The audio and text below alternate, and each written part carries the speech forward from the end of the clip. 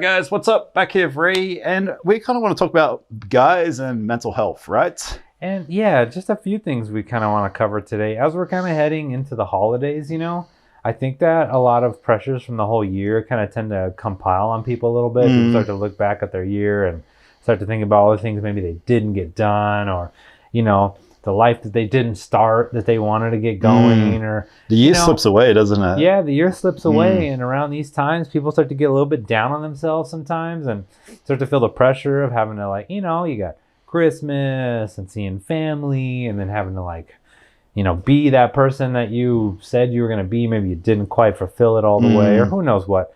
There's just a lot of stresses that tend to come in around this time of year. I mean, they see the suicide rates go up around this time of the year as well. Yeah, so it's everything's more enclosed. People are indoors. No one's going anywhere. It gets a little more depressing for some people. Okay. So I think it's always something important to talk about because, people have a hard time and I want to say, especially guys, we have a hard time communicating and expressing ourselves.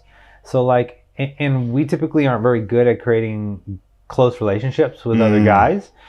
And if you're lucky to be part of a really good group, that's awesome. That's awesome. Because I've seen groups that are they're all really close buddies. Yeah. And so they have that with them, and that's great. But if you're alone, you don't have that. It gets harder to find those people to reach out to. You don't want to just contact someone and be like, hey, I'm feeling down. Yeah. So it goes against every manly thing possible, right? Totally. That old school upbringing that, I know in Australia, it's very man's man, and yeah. I got an amazing dad, but he's not a emotional, connected type person. He's not emotionally available there. Yeah. I mean, he probably could be, but we've never had that ability where I feel it's tricky. Yeah, maybe you could with your mom a little more than you could with your dad. Yeah, absolutely. So, and I think that's pretty common, right? However, once you get to a certain age and you don't live by your mom, or your mom's not with you anymore, or you don't have, what do you do, And it's if you can find even one person that'll listen to you or talk, that's great. If you can even get on some kind of forum what's the Everyman, podcast, or Everyman forum, and just there's other people out there that need people to talk to too. Yeah. Why not just have someone there that has an open ear that really will listen to you, without judgment, and just let it all out. Yeah, sometimes that's all you need. Just hearing yourself talk, you figure it all out. It's getting it out. You just squeeze out the poison, and it's things get kind of clear. Is it an ego thing where we struggle, or is it an upbringing thing? Is it a combination, monkey see, monkey do? Why do we hold things so close to our chest, and why do we have trouble communicating? And why is male suicide rate so much higher than females? I mean, I don't know. I'm not a doctor or psychologist. Yeah, what do you kind of think? I feel it's just we don't want to feel vulnerable. That's a big one too, right? Vulnerable is it makes us feel weak, or we don't have control, or and maybe this is the things too that happen to a lot of people. Is when you're younger, maybe you gave to that person a lot of trust, and then they broke it, and it just never left you from a young age. So now you're kind of scarred from it. You're just scarred from it a little bit, and you just feel maybe it was your dad, maybe it was your mom that really hurt you and did something that really embarrassed you. Or even your best friend or something, your right? best friend, or a girlfriend, or who knows what it was, but something that led you there. Maybe it was just some dream you had, and I could speak personally, we were playing music a lot, and we had, we were going to these meetings with record companies, and oh man, it was gonna happen, and then it just didn't, and that kind of left a real sour taste in my mouth. Now looking back at it, I was just really immature and young. I just didn't quite get it all, but it's still in there somewhere. It kind of comes up once in a while, that feeling, and I'm what is going on? Why do I even care anymore? But it's there, those things are there. So those feelings of feeling you really put a lot into something, and maybe it just didn't happen, and those wounds are there, It's deep stuff, right? Yeah. And I know for me, I'm very passionate about suicide prevention, because no matter what's going on, things always work out. Yeah. But when you're 18, girlfriend dumps you, that's your whole world. You think your world's come to an end. and you don't realize how insignificant your first girlfriend is, or how insignificant school in general is, or being bullied in school doesn't dictate, not being good at school doesn't dictate anything for the rest of your life. Yeah. But it really upsets me, like youth suicide. And I honestly, one of the big things I want to do with this podcast is I'd like to be able to talk to experts in that and have a platform to address more people, so more people feel comfortable what you're talking about, know where to go, know the world's not ending. Because I've had my ups and downs, but what I realize is things always work out, and no matter what happens, just the way you react to it, and you always keep moving forwards. My dad was firefighter for 20 years, worked in hospital for 20 years. And the thing that upsets him the most is someone who takes their own life. Yeah. Because he's seen so many people die in front of him who want to live. Not even that, people have died in car accidents, people have died in house fires, people have died in circumstances where they can't control. So for someone to have perfect health and decide to take their own life, it really gets to them, because I'm like, well, what about all these other people who didn't have that choice? Yeah. And I don't know how you kind of think about that, but that's from his perspective. And always, no matter what happens, like you think about all the worst things that have happened to you and how you felt at the time, it always works out. Yeah. And over time, you know, it goes away. And like I always tell myself something like, whenever I'm in a stressful situation, like, I don't know, got some issues with the rental and this is happening, and it seems like everything starts to happen at once. And then you got to, like, you know, I always have to pause when I start to feel that stress starting to kind of come up and just ask myself, is this going to matter in a year? No, it's not going to matter in a year. You know, and That's if it is, it's interesting. really important. If it's not, like, just deal with it and it's going to go away. Like, it's not that's interesting. Yeah, I always try to give myself that perspective of looking a little further out, because when you do that, I think that really helps alleviate the pain now, because you're like, oh yeah, it's so temporary. Like, that's got me thinking, like, if someone dumps you, it's just going to matter in a year. In a year, you're going to be past it. You're probably going to be in a new relationship, good or bad. You're going to be past that initial circumstance. So that's interesting. I like that. And I like the idea of, like, spending 5 minutes to dwell on something, and then, okay, that's kind of, or how long ever you need, but once you cut it off, you're now moving forwards. Yeah. And we talked about this a lot. If you tell the next 100 people, is that going to help, or is that going to add to it? So someone breaks in your car, you tell the next 100 people, hey, my car got broken into. You're not moving past that. No, you're just reliving the same story 100 times. And you're making it a lot worse, if anything. And then everyone else starts talking about it. And then it probably turns into they stole my car, they rode on my wallet. If I start talking about my wallet, you start thinking about someone who stole something from you. Sure. And then we just start feeding into that. Yeah, it's a big feedback loop from hell. You know? Yeah, negative feedback loop. Yeah, I agree. It's just not going to fix anything. It's only going to perpetuate. It's like your rentals. You're talking about having problems with that, but you've never mentioned that to me. Yeah, you've just dealt with it. You've moved on, and that's that. Yeah. Right now, we've got a problem with a business, and I don't think I've mentioned it to you. Yeah, because it is what it is. Yeah, and that maybe that's like being able to come to each other for help, but also like, hey, I can deal with this myself, and it doesn't need to be recycled for the next couple weeks. And sometimes you just know what you have to do. You just have to, like, go and do it. Yeah. You know, and, like, that's the other part too, is the action part is always going to be more valuable than worrying about it and thinking about it. Just get moving. Yeah, just get it done, and it is what it is, and move on. So Americans, what are they like as far as holding things on the chest? Guys, is it the man's man over here is a little bit different? Like, Australian guys are very... I can only speak to, like, how I was raised, you know, like, other people raised differently. And I think, you know, younger generations, maybe it's quite not like that so much. I think it's still there because, you know, you can still see all the TikTok videos of, like, you know, people at the gym, this and that, you know, the being tough thing is still kind of there. It's just all, like, it's all skewed and weird now. There's not really, like... There's no like code of honor. Like, you know, you probably grew up with more like a code of honor, like be a man, do the right thing, don't hit women, right? Like all that kind of open the door, like those kind of codes of honor that were kind of given to us. And I don't think there's nothing wrong with them. I think there's nothing wrong with that. Like, I think it's good to have that respect, you know, for women and for other men and all that stuff. Now it's just like, just be tough.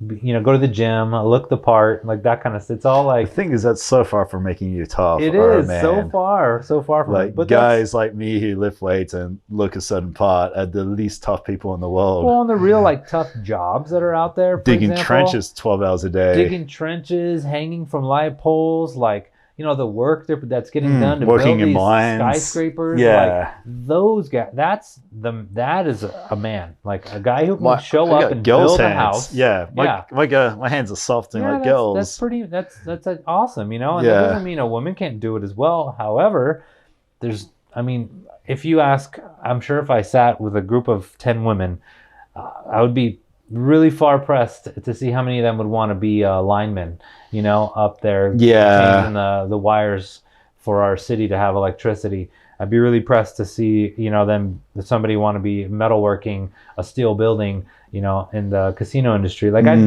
it's just the men are the ones building all this stuff. We're the ones who have the strength and, to do that kind of stuff. Yeah. Like we're just not built the same, So that inherently brings problems, right? Because then there's different kind of like little sub-societies that are formed. Like you got, women will have their friends and they'll hang out and they talk and they express themselves a lot easier. Men go to these tough jobs. They need to be tough. They need to get the job done. We got all this stuff. So it's easy to fall into depression, I think, as a man. What do you think about as far as the stigma as being a man's man from a female's point of view? And I don't know, do you know what I'm getting at there? Like a man's got to be able to change the light bulb. Not a light bulb. It needs to be able to change the light switch, or it needs to be able to fix the car, or needs to be able, changing a tire, putting oil in the car is pretty basic stuff. Anyone can do that. But the stigma that a man's man is got to be able to do certain things, otherwise they're not like a true man. I feel like that doesn't help. Yeah, that doesn't help either. Because I'm not that guy. Yeah. I don't know if you are. With cars, you probably are, but that's something you're passionate about. Sure. I don't think it's a prerequisite or anything like that. But I feel like there's so much pressure that there is. Yeah. Especially from the old school. Certain tasks, I don't think necessarily makes you a man. I think what makes you a man is the willingness to be able to do the things that need to get done. That's really what I think. But say the light switch needs to be fixed. Do you think that you need to spend 2 days figuring out how to do it, or you think it's okay to pay someone to come in and do it in an hour? Yeah, if you can pay someone to come and do it, have them come and do it. But I feel like there's a stigma out there make the call and make it happen, right? Like, well, that's another aspect, right? But yeah. I feel like there's a stigma if you can't fix the cupboard door, or you can't change the light switch, or at least in Australia, like that's what a man's man is. I think if you live on a farm and that's your life, yeah, that's part of what being a man is. I think if you live in the city and you're better at marketing, or you're better at whatever job you're doing, maybe networking, creating, selling and doing that, well, then that's what you should be doing. Like, I don't think that it's like... I feel like there's a lot of pressure there, though. Yeah. And I saw a thing, and Gary Vee actually said it. He goes, I'm not going to spend 2 days figuring out how to change a light switch when I can pay someone to do it in an hour. Yeah. Because my time is so much more valuable doing things that I'm good at. Sure. And that's exactly what you just said. But, like, it's never that black and white, right? Like no, if and you don't have the money, on who... if you don't have the money to pay someone, then you better figure out how to change the freaking light switch. Like, that's how I feel about it. Like, if you're going to complain, or you have a light switch that needs to be fixed, you don't know how to do it, but you don't have the money to pay someone else to do it. That's a different story. Now it's time to man up. That's my point. Like, now you got to be a man. I guess what he was saying, you got to figure it out. Yeah. What he was saying, hey, I make so much money doing stuff that I'm good at that I'm not going to waste this time where I can just pay someone. How many guys are making, $10 million a year? Well, I mean, even 100K is going to, even 50K, you're going to be able to afford to pay someone like to do that. Maybe. But yeah, it's something I've always thought about. Different people I've dated over the years, different perspective, different pressure. Some people care, some people don't care. Sure. I think it comes down to time, some money, resources, right? Like all that stuff. But I think just in general, like, just to keep it simple, like, to be a man in my context, it's just the willingness to get the things done that need to be done.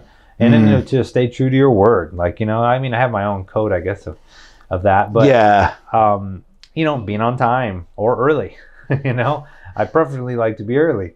If you're not what is it? You're not early, you're late. Yeah. That's what I live off at. My clock Yeah. is 10 minutes fast in my car for that reason. Yeah. Even when I try to be on time, I'm still early. Yeah. And I feel like it's huge. Yeah.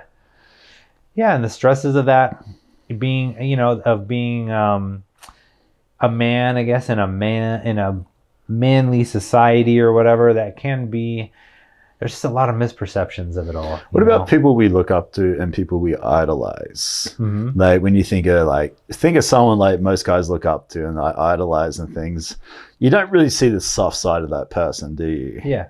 You see whatever the side that is selling products. Or not even the product, but I mean, like I'm thinking like, say, Dwayne Johnson, right? Like big brute guy, movie star, hitting the gym at 4 a.m., Mark Wahlberg.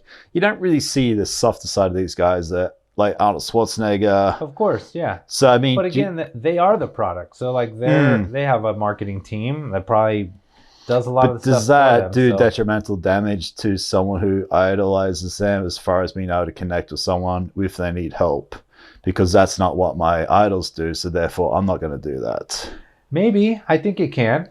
I think it does. I'm kind of getting that? Yeah, subtly, like, I think, I do get what you're getting at. I think subtly... just in general, how we market and the things we put out into the world typically are all polished, right? So we're not getting like the real soft side or the real genuine side of any of these people. And because simultaneously, they're trying to guard their personal time. So because they're more like celebrities, like what you've mentioned, like celebrities, and for example, like they're already in the limelight so much that they try to protect a lot of their personal times. They don't want to share all that stuff and have cameras there, and Jonah Hill's got a documentary coming out on mental health. That's cool. Which is awesome. And I haven't seen it. I don't know much about it. I just saw a clip and he's talking about, I went through this, and if I can help anybody else with this is amazing. But I don't look up to Jonah Hill as a man's man. I admire him. I think he's amazing. I think he's done amazing stuff, but I don't look at him as someone I want to be like. Yeah. So, I mean, if you had like Dwayne Johnson or who's that other big wrestler? I can't, shaved head. He's the actor guy. What the heck? He's an actor. He's in Daddy's Coming Home or something. Yeah. If someone like that was openly talking about depression, mental health, suicide prevention, I feel like that would have a lot of power. Yeah, it gets harder. They've got to go through that to even be able to relate to that. It gets harder though when you're that guy. When you're like the man, you're the tough guy. Like I think it gets a little. And that's why harder. I think it would. That's why I think it would help so much, because they're showing that softer side. Yeah. And that shows that they're. You watch Lil's House, the podcast? So he's one of my favorite podcasts, Lil's House, and he talks about how he was sexually abused as a kid, and by doing so, the relatability and the connection that he got with his viewers, it was amazing. But he was a professional athlete. He's this big, good-looking guy. He's muscly. For someone like that to step up and like, hey, show the humility, show the vulnerability is, it's got to be so hard to do. But the power of that is. It's crazy. It is, because, in this world with everything polished, authenticity has become like the new social currency. Like, you don't really believe or feel anything from there's so much, we're inundated with so much fake stuff that anything that's so real polished, is like, you grab onto it like, oh my God, this guy's like real, right? Like, he's not just super fake trying to sell me some widget. Like, same as I've been watching a lot of stuff on Oprah lately, and they're saying the reason why Oprah was as big as what she was is she sexually abused. She was open about it. She struggled with weight issues. She was open about it. So people connected with her and people related to her because she was a human being.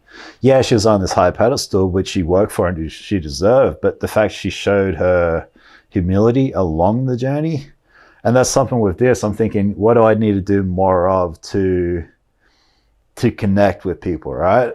Share your story. I think everyone has a unique story. Sharing the whole story, the real story. Yeah, the details. Like, don't even miss the details. Like, take your time with the story. Don't just summarize it. Like, take your time with all the details of the things that really impacted you, because the struggles, right? The mistakes, the things like that. It's the things that happen when you're growing up, whatever drama that really affected you as a young child, maybe just the pressure or all the different things that happened to you, And then I feel like you're really helping other people. I think so too, You because then, really, if you really step back and show humility, then that really shows like, hey, don't, if you eat clean, you'll lose weight. Hey, no, if you're mentally feeling this way and you're eating because of this and you're eating on emotions, you need to get to a deeper reason. That's where you're going to connect, and that's where you're probably going to help someone the most. yeah. And I feel like depression, to go back to that, to kind of stick to the theme, is depression is a feeling of feeling really alone, right? Like no one gets it, like you don't know what's going to happen next, your life's, you feel really alone. Right? And so if you hear a story, you hear someone talking and it's an authentic story that even reminds them like, or feels like, oh my God, I connect with that guy. I feel that is hope. That, hey, like there's always hope. Like he made it through, he's telling a story, now look where he is now. Or, it gives you hope. And hope, I think, is going to be the main thing that's going to get you out of your depression, is having some hope, right? And the purpose, right? Sure, the purpose will come from somewhere. That'll manifest as you focus on the the dreams or the hope that you have. So something comes to my mind is I've read, I've self-educated, I've created businesses where I don't have to work.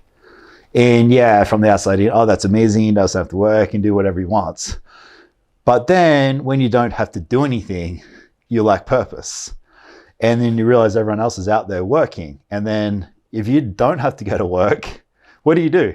Yeah. I mean, I can go to the gym, I can read this book, but eventually you need something to do. Yeah. So I've definitely felt alone and struggled with that and I'm not complaining about it. I'm definitely not complaining about it. But in my videography and stuff, like it pays so what? Like I work for an hour yesterday, maybe $500. If I don't work for the rest of the week, I'm fine. But what it does, 99% of the rest of the week, I'm by myself. If I'm working, like some of my happiest times is working at a gym or a bottle shop where I'm around staff, I'm around other people. Yeah. I'm making my $10 an hour, but you're around that. Like when I go to Starbucks sometimes, I'm jealous because they've got such a cool community of friends they work with. And there's a saying, like when you're an entrepreneur and you work for yourself, the more you grow, the better you get, the more isolated you become. Yeah. And I can 100% relate to that. Yeah. And that's only at my level. I couldn't imagine how much lonelier it gets at the top. You're not saying it's lonely at the top. Yeah. So do you go through that same thing? Or? Yeah. Especially when we were in like full bore Vegas rally, I was everything by myself. And you can't really relate to anybody. But you're outsourcing, you're outsourcing the driving. You're not actually doing anything. You're just and you got a successful business. Yeah. But is success happiness? Yeah. Sorry, I didn't mean to jump in then, but no, that's exactly what's happening, sure, right? And you could say like, in your Starbucks example with the community and the people working and the staff, well, you're right. Everyone kind of develops their own little mini purpose, right? Like maybe you go in there because you're the guy who makes everyone laugh, or you go in there because you're the one that kind of helps get things done in the drive-thru, and like you find purpose, right? But they're the friends you hang out with the weekend and stuff too, right? Of course, that's how you develop relationships. That's most people meet their spouses at work or in some kind of work stuff like that, right? Yeah. So like, I think what you're getting at is, having a purpose is going to be probably the more important thing to focus on. Being an entrepreneur is great, and the guys that really tend to really excel and still find their happiness, they have a strong purpose. They weren't just like doing it to make money. They weren't just doing it to be an entrepreneur. Like they had a deep purpose. They maybe had a big goal that they didn't really tell anybody else that's under there that they're working on. But I guess then you could argue too, like I'm created this podcast so now I can meet new friends, meet more people like myself, have better conversations. So it has purpose, right? It has more than a purpose, right? And it's helping other people. But so maybe you can argue, if you do create that money, you do create that freedom, maybe, okay, now what do I apply that? What do I do next to kind of... Yeah, what's lacking in my wheel here of sphere of life? Like, what can I grow? What do I feel like is lacking? What do I feel is strong? Right? Darren Hardy, he's like a self-help guy who does a lot of cool stuff. He had this cool wheel. And if you can picture like the spokes of a wheel, right? And each spoke was like a different aspect of life. Like one was like relationships, one was like your, how you help in society, one is like your finances, one is like your purpose. all these, health and fitness, your like social life, and he had all these aspects of, of the wheel. And then he would have you like rate yourself, like where do you rate yourself in all these aspects, right? And so then when you'd rate yourself, you would draw your wheel and you would draw the spokes, and each spoke, if you were a 10, obviously it was all the way to the top of the spoke. And if, let's say, your finances were like a 3, right? Well, your wheel isn't quite round. So that means your life's not going to roll really smoothly. It's going to kind of like, awkwardly bump along, right? And you're not going to get very far. That's interesting. So like the way he put it was, I think, is a great way to understand like even depression, because usually depression, like you said, it's you're lonely, you don't feel adequate, you feel like your life's ending. Well, maybe just take a moment and draw out like where in your life, do you feel it's lacking, and look at it all, and then where do you feel that it's good and it's working, right? And draw all this stuff. And then if you have a small wheel, well, that's okay, because that wheel can grow. You can get it to grow. And what your job is to just get it to grow evenly, and you'll notice it'll just keep rolling along, I like that. And we always talk about like being honest with yourself and reflecting on yourself. Yeah. And I feel like it's so easy to go through the motions, and sometimes you need to stop, step back and analyze. And don't compare your wheel to somebody else's wheel. And evaluate your life for you. And I try to do that a lot now. Like, okay, like this is where I'm at, this is where I want to be, this is where I'm happy, this is where I'm unhappy, this is where I could push harder, this is where I could be more social, and then take action to work on that stuff too, right? Yeah. But I feel like most of us just go through the motions. Hey, I'm going to work 40 hours a week, weekend I get drunk, and all of a sudden like a year goes by, like you said, and you're still in the same place. So like learning to self-evaluate, would you say? Yeah. And like we talked about, I think we talked about it before, is just changing little habits, like a little habit at a time. It's really our habits that fall back into. That's really what it is. But also being honest with yourself, right? Yeah, you got to be honest with yourself. I mean, if you point the finger, make excuses, blame other people, you sometimes you're like, hey, I'm accountable for all this. Yeah. And only I can change this. I mean, I never really made any big changes in my life until I was sick of myself. Like I looked at myself and I was just like, this. What were you sick of? I was sick of just doing this, being in the same place I always was. Like I never like could kind of come out of it. I kept making the same mistakes, kept doing, dating the same people, and like until I was just sick of myself, and I started just kind of working out and kind of changing my, like really focusing on like what kind of person would I want to date, and like, I was just sick of myself. Okay. And so I just started. That was the thing that I think that really kind of gave me the energy and the power to just kind of like, and the motivation, and the motivation just kind of did you find get moving. If I want to date this type of person, I've got to become this type of person? That's exactly what it was, because the person in my mind, who is now my wife, that person was just had way more than what I had to, like I didn't match what she had to offer. And the chances of you crossing paths wasn't really going to happen. Or of us just really like, becoming intertwined and then growing together wasn't going to happen. That's interesting. So that's a pretty honest conversation with yourself then, isn't it? Yeah, it was. And, it was when I started making all those changes, it was like, it probably took a little while, it was like a year or so as I kind of kept changing and growing and making choices. And I was going to move to Austin. Like I had all these, I just started making plans. I was like, I just got to get away from where I'm kind of at. How old were you?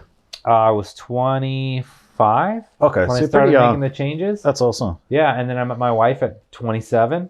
And then like she was, we just started dating, and, you don't know what's going to happen, but quickly we both knew we were going to like be together. Like, okay. It was pretty quick. Like, that's pretty cool. It was obvious. That's really cool. And then, but if you never changed, you guys would have just. If I would have never changed, I would have never ended up where I was. I never would have met her, and like all those things. We would have just never hit it off either, Before we started, I mentioned Scar Tissue, like Red Hot Chili Peppers book, Anthony Kiedis.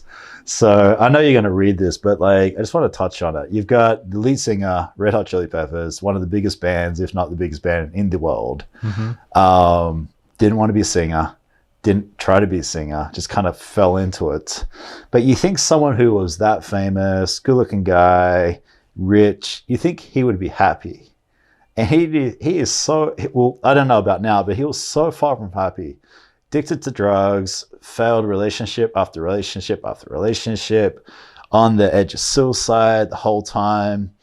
And it just shows like not you think these people are so happy and so successful and they love their life and they got a whole bunch of close friends.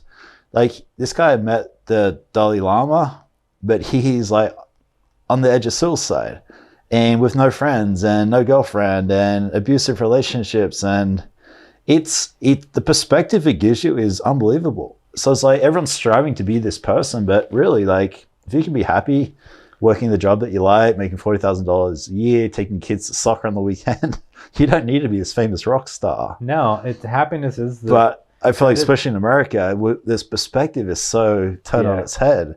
Or he's got to be happier than you or me. I guarantee he was happy. Isn't happier than you. Oh, I agree. Well, in America, we're just such a consumerism like culture. Like we like, this guy's cool, this guy's awesome, this guy's famous, look at his shoes, buy these shoes now. You know, like anything that'll kind of get you to feel like you're on the track to being whatever the ideal that is being marketed to you.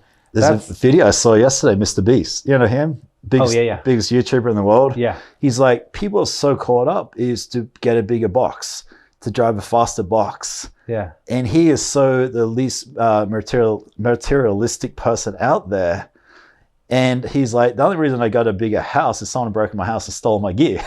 Yeah. So I realized that that's why richer people live in better neighborhoods. Yeah. But he's like, all we do is strive to buy bigger, better things. And for what? And it's coming from someone who's got so much money, who can buy bigger, better things, who refuses to because he's not. That's what I really admire about this guy. He doesn't buy into the society's expectations and what we're supposed to do.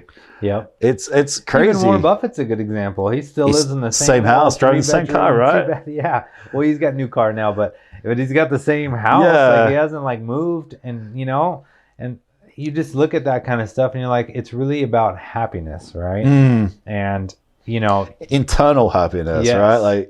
Like reflecting on yourself and what makes me happy. Yes, what really makes you happy, because there's ideas of what you think will make you happy, and if you're putting your happiness into this like far off distant land, when I have this, then you're never going to be happy. You're never going to be happy, right? I mean, and what is it they say too? Like if you give a millionaire $1 million, he'll turn it into 10 million, right? If you give somebody who has $0 $1 million, they'll turn it into a bunch of pain and suffering. Like, that's interesting. I think about this a lot. I've heard you say, like, if you can't save money when you're broke, you can't save money when you're rich. Yeah. Do you think the same thing applies with happiness? Yeah. If you can't be happy when you're poor, you can't be happy when you're rich. Amen, right? I've been thinking about, after you said that, I've been thinking about it related to happiness, and I think it's pretty true. It is very true. If you true. can't find what makes you happy now, money is not going to change that. Well, Buddhists say it the best, I think, is there's no path to happiness. Happiness is the way. That's it. I like that. Simple as that. Like there's no road that's going to get you there. There's really no way, but everybody's trying to get on the road and they're complaining about the road being too bumpy and this is happening and the sky's too dark and the sun's not shining up, like nothing's right. Like their way is not the right way apparently, but you just got to be happy. Happiness, I like that, is the only way to get there. And I know with work, I know when I've had work doing really well, making the most amount of money, and especially when it's been passive meaning not literally having to do much for it. And that's when I've been the most lonely. That's when I've been the most unhappy. I can do whatever I want. I can buy whatever I want, but I'm like, I got no one to do it with. Yeah. I'm lacking purpose now because everything's already set up. I'm like, this is not how I want my life to be. But also I don't want to be struggling dollar for dollar either. So it's really tricky to work out what is right for you, right? Yeah, and maybe you just have some, ideas in your head that are blocking you from, you're like in your own way. Maybe you're just holding yourself back a little bit for whatever reason. It's hard to say. Yeah. I think about that stuff too all the time. Like, am I holding myself back? And what ideas do I have in my mind that are keeping me from seeing the bigger picture? Like I try to really focus. I try to really do that all the time. And a lot of times I realize that I'm holding myself back. Like I have my own idea of like, subconsciously, like I feel like certain things are far away from me or something when they're really not. Yeah. Like you're like one thing away from, whatever it is you decide you want to do. Like you're like one little person away from it, one meeting away from it.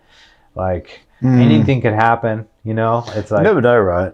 You really don't. something of being like my videography, photography, and like it's good. It's not what I want to do forever, but right now my goal with that is to make enough money with that I can take that money and put into the podcast. Yeah. Because the podcast makes me very happy. Yeah. So if I can suddenly like have someone helping me shoot it, edit it, chop it up, post it, make this bigger and better by the money here, that to me that makes sense. It's like a plan with a purpose. And it's me phasing out of one thing into the next thing in the best possible way. So it's motivating me to push my business more, make more money, but not so I can go buy bigger, better things, so I can repurpose it into where I really want to go. Yeah. Because I could do this for the rest of my life. I already know that for a fact. Yeah. Love doing this. I love reading. I love self-education. I love having good conversations with good people. And it's a no-brainer for me. Yeah. So I can see my happiness going that way. Yeah. But yeah, well, if you're happy doing it now, just keep doing it. Yeah, exactly, right? That's it, right? You just keep doing the things that make you happy. And, that's one of the things that gets away from people too. And it gets away from me too sometimes, because like I like to play guitar. I like to write music. And lately I just haven't had time to like just sit and play and write and like record, because that stuff takes like hours, a few hours just to kind of sit there and be in that zone. And then, you got kids and they got to go to school in the morning. So you can't, like my times where I'd want to be writing and recording, typically from like 10 p.m. to like, midnight, 2 a.m., somewhere around there is where I'd probably want to be in there. But I can't do that right now. Like, and then get up at 5 and then, and get the kids ready to do all that stuff. So I think about it. I'd like to put more time into it because it just makes me happy. So I'm little by little, I'm figuring out how to schedule it in, here and there. So. So I think like do the things that make you happy. Yeah, I think what we're getting at is like screw everybody else. Just do me. Yeah, it's like I guess what we're getting at is like mental health, like being the man's man. It's like it's okay to talk to someone. Yeah. It's okay to be vulnerable. Because what's the alternative? The alternative is most people are taking their life, which is there's no coming back from that. Yeah. And some being short term doesn't mean long term like action, right? Everything always kind of works out. We've been through our ups and downs, constantly going through ups and downs. My lowest times is now I look back at my best times because that's made me who I am today. It's made me relentless. It's made me strong. It's made me realize no matter what happens, I'm going to get through it. It's understanding not what happens to you. It's how you react on what happens to you. I like what you said too. If whatever happens today, is this going to matter in 12 months? To me, that's crazy. I'm thinking about that a lot now. Hey, if this person does this or this doesn't work out, 12 months time, and that also relates back to like someone else's opinion. Totally. Someone who's like, oh yeah, I'm worried about this person's going to think. A bad review. Are they even going to be in their life in 12 months? Yeah. Someone writes a negative comment on this, like delete it. It goes away. Like, yeah. You know what I believe too? I want to say one last thing I kind of want to bring up is in Buddhism, they kind of believe, which I agree with, is, the lotus flower represents like the reason why that you see lotus flowers a lot of time in Buddhism. I don't know if you know this, but because it sits on top of, it grows on like sludge and like just dirty, nasty stuff. So they kind of look at it like suffering is all that nasty stuff, and these beautiful lotus flowers can grow right on top of suffering. I like where you're going here. Yeah. So my theory and how I feel about it is, and I've seen this in look at the people who have made the biggest impact in the world.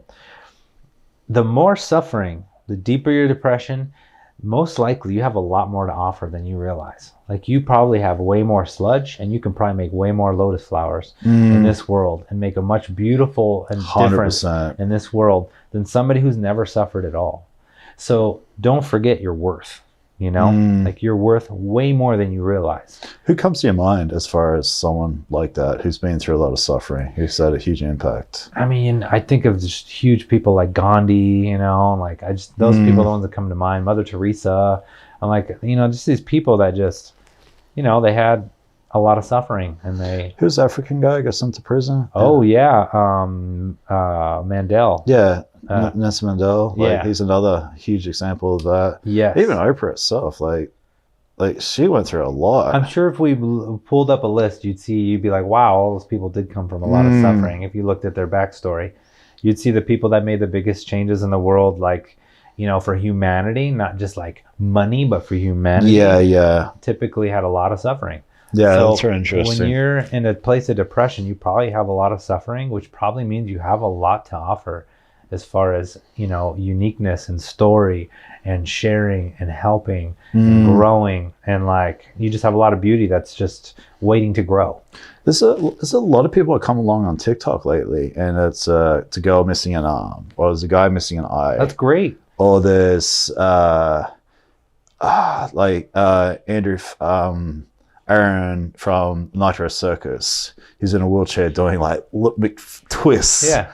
There's all these I feel like there's a lot of power there now where people feel okay to put themselves out publicly and inspire others. And there's even this guy, he's obese, he's got this huge following, and these people have got millions and millions of followers, and all the comments are really positive.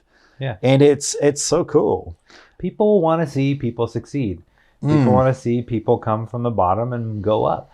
Like, they want to see the comeback stories, and they want to see people grow, because it gives them hope that they can.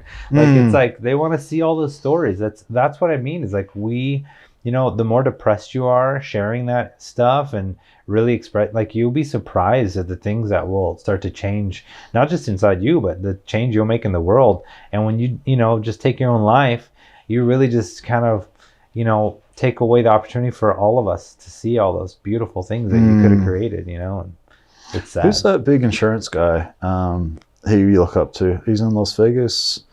I saw a TikTok for him. He goes, I was at the gym, I was working out. This lady came past in a wheelchair. He goes, I couldn't help but watch her. He goes, I was so inspired. Like, the courage it takes for someone like that to go to a public gym and then to be working out. He goes, I felt like so motivated. Yeah. And it's so cool, right? I think it is really cool.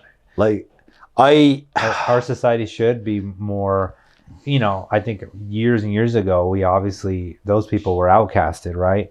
And I think a little residual kind of existed over time, but little by little, I feel like, we're starting to really, like, those people are becoming more like heroes, which they should be. Which they should be, right? They should be. Like, it's not like they chose that. It's not like they went and cut their arms off and then are trying to walk around for you to feel bad for them. Like, like, that stuff happened, and they're still willing to show up and put in the work and try to make the best out of their life that they can. And generally, I don't know how they do it or what it is, but generally they are the happiest people. Have you found that? There's a lot of people out there who've been from the most crazy circumstances, the worst adversity, and they're the happiest people out there. Yeah, I feel like sometimes going through crazy stuff, your purpose becomes pretty clear. I think they stop worrying about the stupid stuff, right? The stupid stuff doesn't matter anymore. They start, the shallow stuff, and they start realize what the depth and what actually really matters. Yeah. And I don't want to have to go through something like that to figure that out. I think that's where reading comes in and helps. Yes. And appreciating other people and learning from other people's stories. But I do definitely look at these people and admire them 100%. Yeah, me too. Yeah. Yep. Cool. All right, guys. Mental health from two dudes who, just want to help out and give some feedback. And hope it helps. And happy Thanksgiving to everybody out there, right?